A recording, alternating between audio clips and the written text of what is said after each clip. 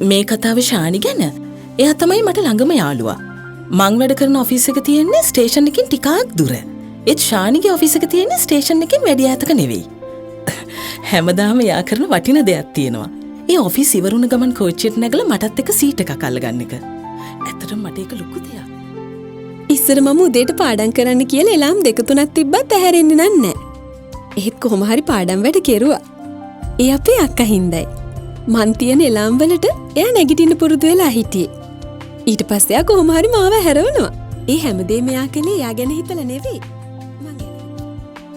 අපේ කැම්පස් එකේ කැන්ටිමේ ඇන්ටි කියන්නේ ඇත්තටම හිත හොඳ කෙනෙක්. අපි කොයි වෙලාවෙ ගිහින් මොනවා කෑවත් සල්ලි ගෙවද්දී අපි හැමෝටම කියන එක දෙයක් තියෙනවා. ඒ තමයි යතේ සල්ලි තියෙනවද දරුවෝ? නැත්තම් සල්ලි ඕනේ නැහැ කියන්නේ. කාන්තාවකගේ සුසිනිඳු බව ඇගේ ජීවිතයේම කොටසක්. විටක ඇසුව හසක් හද හැඟුම් පිරි මවක්, බිරිඳක්, දියණියක්, සූයුරියක්, යෙහෙලියක්, පෙම්වතියක් ලෙසින් ඇගේ මහර්ග වූ සෙනෙහස ඇය ඔබ වෙනුවෙන්ම පුද දෙනවා විය හැකියි. ඇය ඔබ වෙනුවෙන් කරන ස්වල්පදේ පවා අගයන්නට අවැසි මොහොතයි මේ. ජාත්‍යන්තර කාන්තා දිනයට සමගාමීව මාර්තු 8 වෙනිදා සිට 14 දක්වා ශ්‍රී ලංකාවේ ප්‍රථම වරට වෙල්වට් වෙතින් ඔබට ලබා දෙන නොදුටු ඇගේ හදේ සුසිනිඳු බව අගයන්නට සැරසෙන වෙල්වට් ලියක මහිම සමගින් ඔබත් එක්වන්න. ඔබේ හදේ රැඳුණු ඇගේ කතාව අපත් සමගින් බෙදාගන්න. මේ අනකි වූ දීප ව්‍යාප්ත වැඩසටහන සමග සම්බන්ධ වන්න.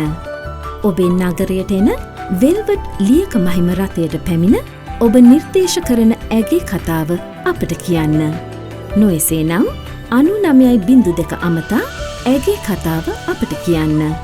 අපගේ වෙල්වට් ෆේස්බුක් පේජ් එකට හද රැඳුණු ඇගේ ගුණවරුණ එක් කරන්නටද ඔබට අවස්ථාව තිබේ.